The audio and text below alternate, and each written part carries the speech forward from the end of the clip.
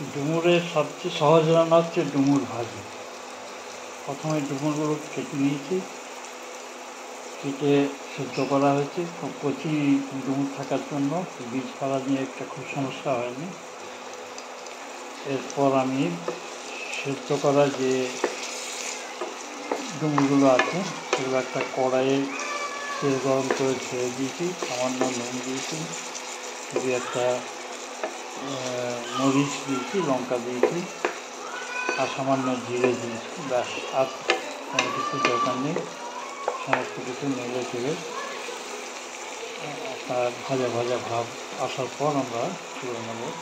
হয়ে যাবে ডুমুর ভাজি। খুব সহজে চটজলদি একটা মুখরোচক রান্না হচ্ছে ডুমুর ভাজি। এর জন্য ঝামেলা একেবারে নেই, উপকরণও খুব কম লাগবে, সময়ও কম লাগবে। কাজেই ডুমুর ভাজি খান এবং স্বাস্থ্য রক্ষা করুন। নমস্কার।